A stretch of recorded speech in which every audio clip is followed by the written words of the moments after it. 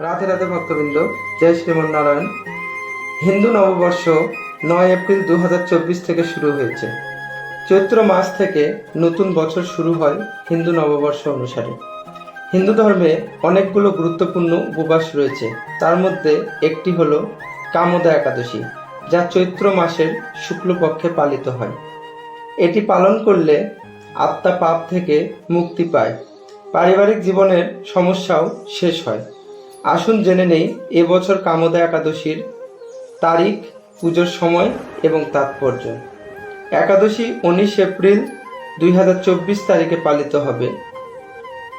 এই দিনে শ্রীহরির আরাধনা ও উপবাস করলে সকল মনোবাঞ্ছা পূর্ণ হয় এবং বৈকুণ্ঠ ধামও প্রাপ্ত হয়।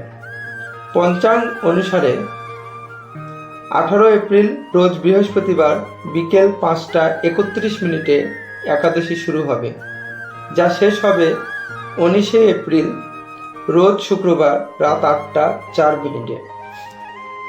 যেহেতু আমাদের শাস্ত্র মতে দশমীযুক্ত একাদশী পালন করা নিষিদ্ধ, সেহেতু একাদশী পালিত হবে 19 এপ্রিল রোজ শুক্রবার, যার পুজোর সঠিক সময় সকাল 5:51 থেকে সকাল 10:43 মধ্যে।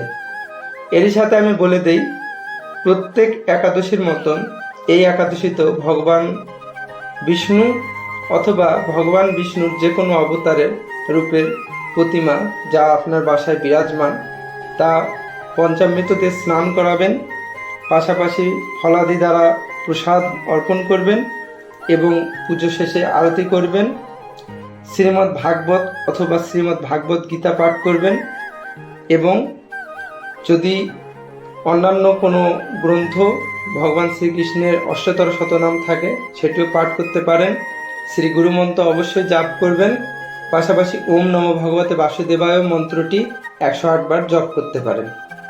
এরই সাথে বলে রাখি, আপনারা আবারও ভুলবেন না স্নানের জলে 3টি তুলসী পাতা দিবেন এবং পরে সেটি ছেঁকে নেবেন। আর যদি জমানো গঙ্গা জল থাকে তাহলে সেটিও ব্যবহার করতে পারেন। এটি করলে একাদশীর পূর্ণ ফল প্রাপ্ত করা যায়।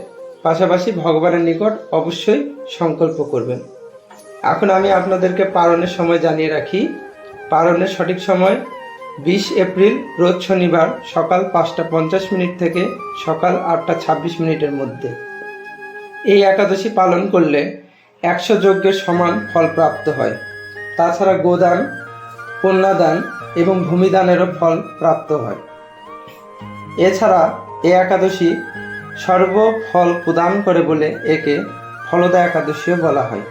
এরই সাথে আমি জয়ন্ত জয়সওয়াল জয় আজকে এখান থেকে বিদায় নিচ্ছি। সবাই ভালো থাকবেন, সুস্থ থাকবেন। সবাইকে রাধে রাধে, জয় শ্রীমন্নারায়ণ।